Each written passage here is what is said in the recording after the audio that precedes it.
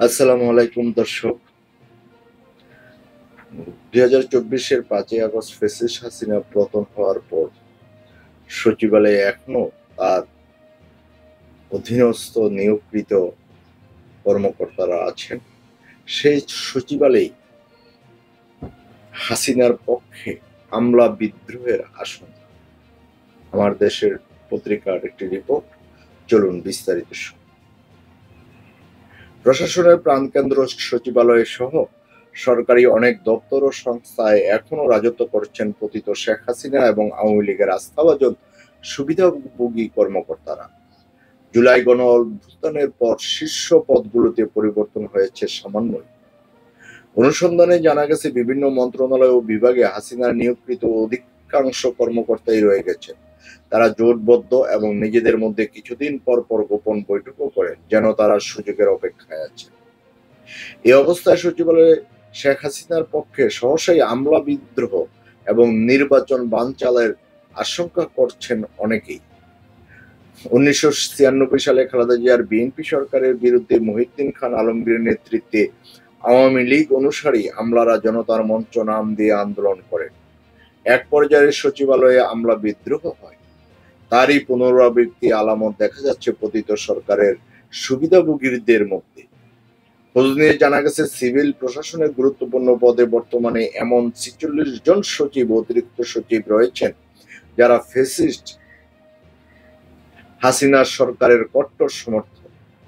এদের কেউ কেউ আওয়ামী পরিবারের সন্তান, জামাতা কিংবা আত্মীয় স্বজন।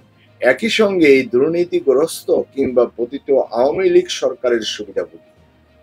অনুসন্ধানে আরো জানা গেছে, ফ্যাসিস্ট সরকারের সমর্থক ও চরম সুবিধাভোগী এমন 11 জন সচিব আছেন যারা ওএসডি হিসেবে চাকরিতে বহাল আছেন। দুর্নীতিগ্রস্ত এসব সচিব বিপুল অর্থবিত্তের মালিক। এরা অর্থের বিনিময়ে বিভিন্ন দায়িত্বে ফিরে আসার চেষ্টা তদবির চালিয়ে যাচ্ছে। তাদের অনেকেই ছাত্র জীবনে ছাত্রলীগ করতেন। প্রশাসনে তাদের অতীত কর্মকাণ্ড দলদাস প্রকৃতি। আওয়ামী লীগের এজেন্ডার বাইরে কিছুই তারা বুঝতেন না। তাদের অবিলম্ব বাধ্যতামূলক অবসরে পাঠানো না হলে এরা রাজনৈতিক নেতৃত্বকে বশীভূত করে চোরাই পথে আবার ফিরে আসতে পারে।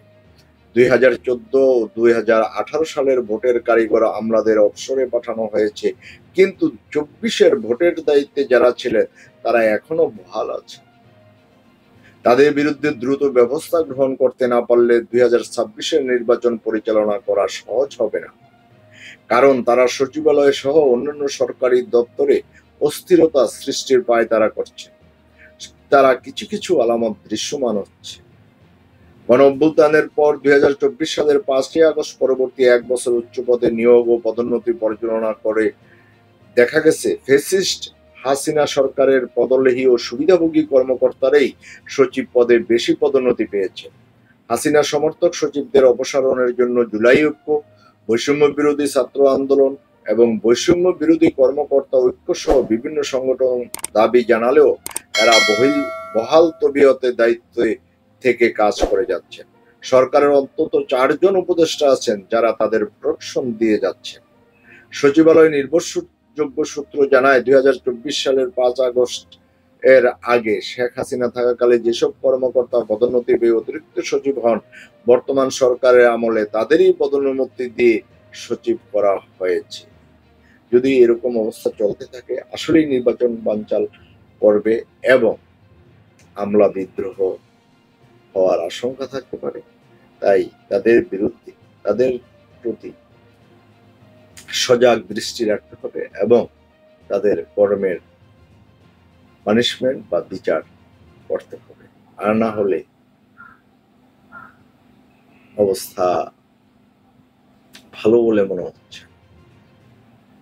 আজ এ পর্যন্তই দর্শক, ভালো থাকবেন। আল্লাহ হাফেজ।